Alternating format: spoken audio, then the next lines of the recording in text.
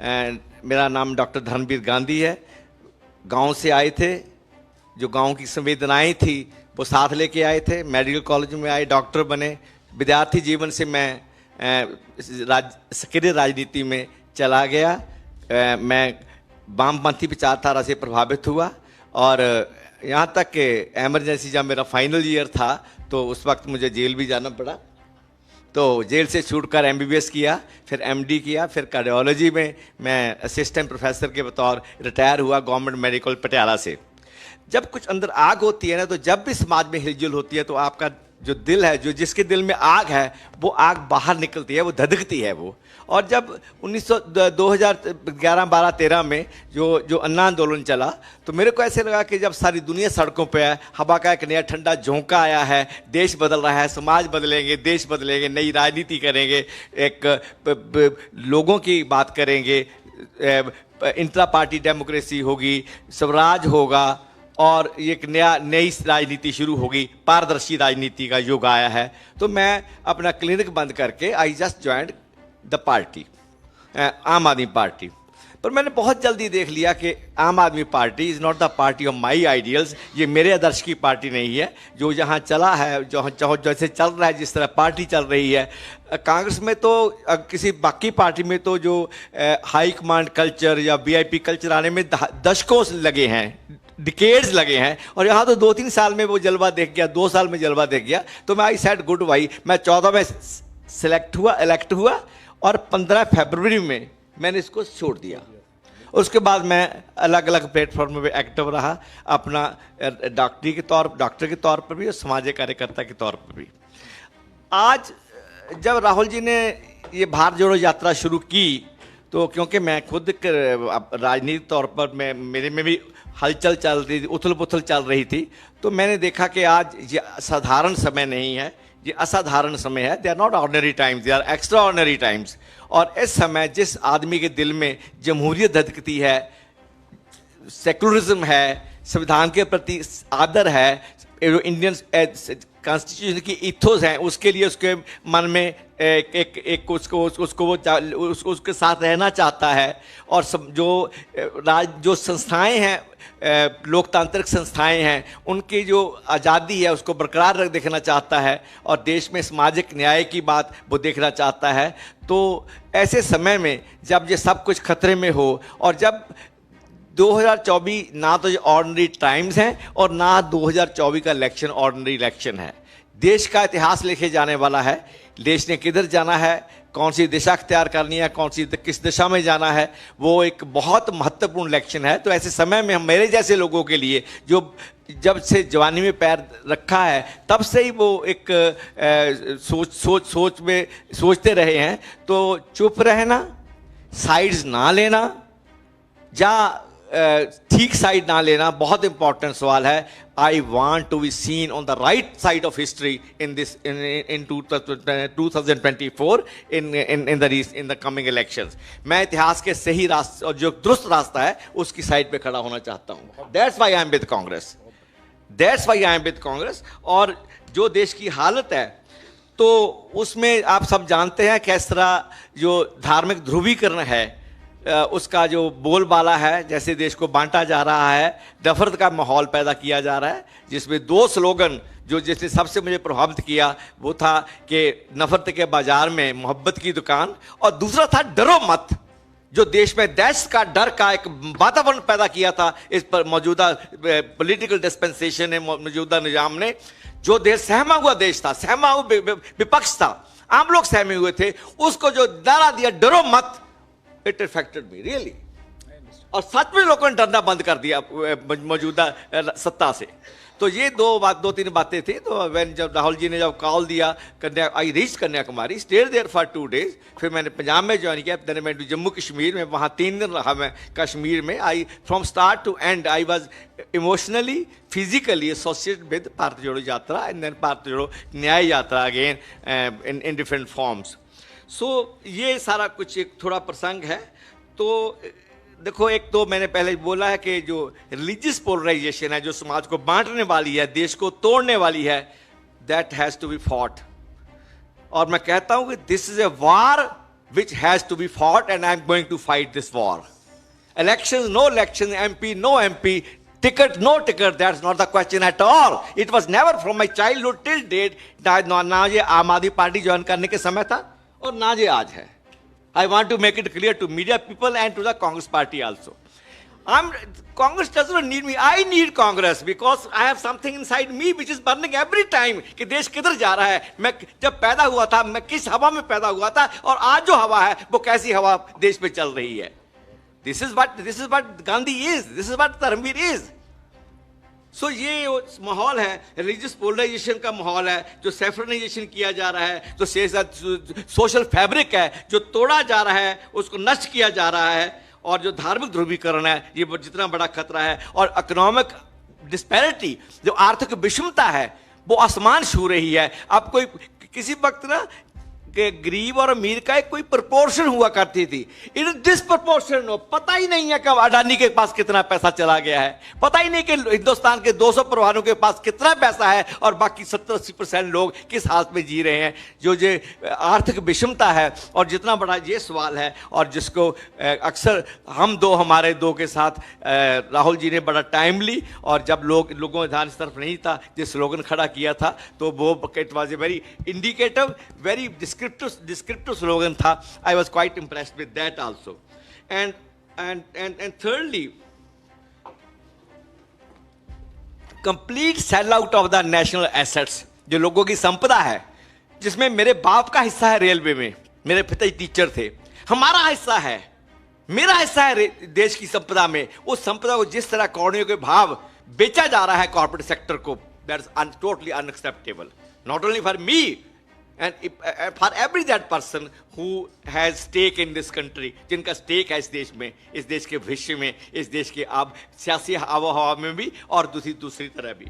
तो और ये पॉलिटिकल जो सेल आउट है, और वो एक मेरे लिए बड़ा मुद्दा है. और राजनीतिक तानाशाही, जो एक तानाशाही की जो देश में पैदा कर दिया है, जिसको राहुल जी ने डरो मत से उसको चैलेंज किया है, उसको डायरेक्शन दिया है, और जो देश का जो नैरेटिव है, पॉलिटिकल नैरेटिव है, भारत जोड़ो यात्रा के दौरान जो बदला है, और भारत जोड़ो न्याय यात्रा से उसको और एक पहले वो एक नैरेटिव बना, फिर उसकी इकोनॉमिक जो एजेंडा है, जो इंसाफ की बात आई उसमें, तो ये सभी दोनों मिलकर भारत जोड़ो यात्रा पार्ट 1 एंड पार्ट 2 दोनों का एक ऐतिहासिक एक योगदान है देश के जो आज की मौजूदा हालत है उसके बदलने में. और इंडिया अलायंस को जो आवाज़ मिली है, जो आवाज़ दी गई है, और जो साहस किया है विपक्ष ने, अलग अलग विपक्ष ने अनेकों बातों के बावजूद, उसमें बहुत बड़ा योगदान जो राहुल गांधी जी ने खड़े होकर चट्टान की तरह खड़े होकर जो मुकाबला किया है, जो पॉलिटिकल जो मौजूदा सत्ता थी, उसका बहुत बड़ा योगदान है. तो मैं उससे भी प्रभावित रहा. तो अगेन मैं एक बात कहना चाहता हूं कि these are not ordinary times and 24 is not the ordinary election. And ये जंग है जो हम लड़ेंगे, और हर हालत में लड़ेंगे, पूरे जोर से लड़ेंगे. और उसके बाद अंत में जो मैं आपसे कहना चाहता हूं कि जो संस्थाएं हैं जिनके ऊपर जो आधार है हमारी डेमोक्रेसी का, चाहे वो ईडी हो, चाहे वो सीबीआई हो, चाहे वो कैग हो, चाहे वो जुडिशरी हो, चाहे वो मीडिया हो, जिस तरह उनका हनन हुआ है, उनकी जो प्रभुसत्ता है उस पर हमला हुआ है, उनको पॉकेट ऑर्गेनाइजेशन बना के भारतीय जनता पार्टी चल रही है. This is not again acceptable in any democracy, not at all. हम लोगों ने अब खुली हवा में सांस पैदा हुआ मैं 1951 में, और मैं खुली हवा में मरना चाहूंगा. That's why I am here with Congress. It's my science says, I am a man of science. मैं डॉक्टर हूं. My science says, my logic says, my sense of argument, sense of reasoning says कि जो चल रहा है वो गलत है. And that's why I am here with Congress. So I hope you understand my spirit. I'm not here for any ticket or for any seat. Nothing I did. I'm full of life with my professional life. मैं आप मेरे पास आएंगे पटियाला में, देखेंगे कि line लगी होती है लोगों की, और आज से नहीं, पिछले 50 साल से लगी हुई लाइन लोगों की. I am full of life. मैं जिंदगी से भरपूर हूँ, भरा हुआ हूँ जिंदगी से. बट स्टिल I feel कि more than a doctor, I have a duty towards my people, towards future generation. हम आने वाली नस्लों के लिए जवाबदेह हैं। मैं जवाबदेह हूँगा नस्लों के लिए कि जब देश को इस तरफ ले जाया जा रहा था, बांटा जा रहा था, लड़ाया जा रहा था, तबाह किया जा रहा था, बेचा जा रहा था, तो गांधी कहाँ था? और गांधी इतिहास के इस मोड़ पे हिस्ट्री के सही पास से खड़ा होना चाहता है। Thank you very much. आपके शब्दों ने हमारे को बहुत प्रेरणा दी और इस जज्बे का स्वागत है। इस जज्बे की जगह कांग्रेस पार्टी में हमेशा है, थी और रहेगी। बहुत बहुत धन्यवाद। अब आपके सवाल। बहुत अच्छे आपने बहुत जल्दी आम आदमी पार्टी की विचारधारा को देखा, समझा और आपका मोह भंग हो गया। Yes sir. आप तो डॉक्टर भी हैं, शिक्षाविद भी हैं। हाँ जी। आपसे इतनी बड़ी भूल कैसे हो गई पहचानने में? और अगर आपने अपने आप को करेक्ट कर लिया है कांग्रेस में आके, हाँ जी। तो पंजाब के जीते हारे सभी लोगों को कांग्रेस ज्वाइन करने की अपील करेंगे आप? देखो, मैं तो कहूँगा जो भी राइट्स थिंकिंग पर्सन है, जिसके दिल में डेमोक्रेसी है, सेकुलरिज्म है, प्लूरलिज्म है, जो संविधान है, जो सोशल जस्टिस है, सबको कांग्रेस से ज्वाइन करनी चाहिए। Because this is the only party which along with the regional party with all their limitations has the potential to out this government, to defeat this government. मैं तो कहूँगा सबसे नंबर वन। नंबर टू, मैं कैसे मार कैसे खा गया? कल मैंने मार नहीं खाई, इतने इतने घाघ लोगों ने मार खाई और देश में हजारों लाखों लोगों को लगा कि ये तो नई हवा का झोंका है, ठंडा झोंका आया है। और जो हम वेट कर रहे थे, इनकलाब आ गया कि नई राजनीति की शुरुआत होने वाली है, एक स्वच्छ राजनीति की, पारदर्शी राजनीति की, जवाबदेह राजनीति की। वो लोगों ने धोखा खाया, तो मैंने भी खाया।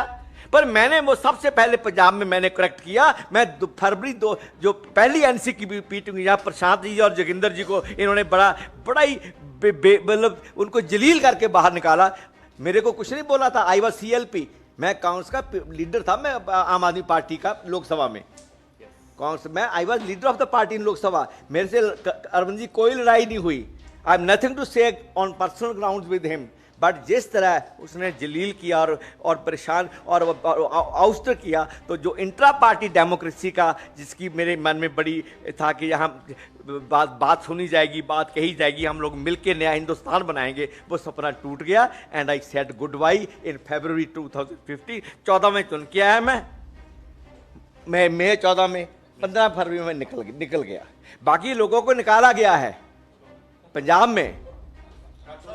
डॉक्टर साहब हेलो। हाँ जी, हाँ जी, हेलो।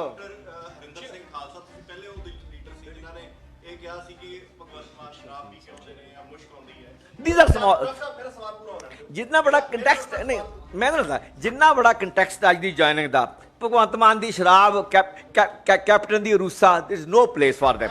ना ना ना ना ना सर गांधी जी, नहीं मैं it liquidates the importance of my joining party। भगवंत मान दी शराब दा मेरे वास्ते कोई प्लेस नहीं है, पर्सनल इशू है। कैप्टन की रूसा पर्सनल इशू है, नॉट फॉर मी।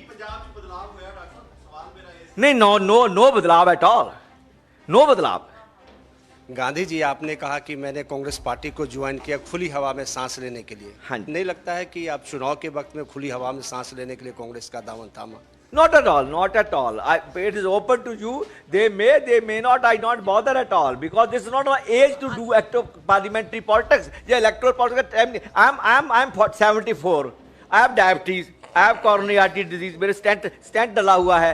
एक आंख की मेरी रोशनी नहीं है। I am blind by one eye for the last 15 years, and I have diabetes. I am hypertensive with coronary artery disease. Moreover, I am full of life. I don't want life in Congress. I am in Congress for some different reasons, for historical reasons. Doctor साहब, अरे हो गया।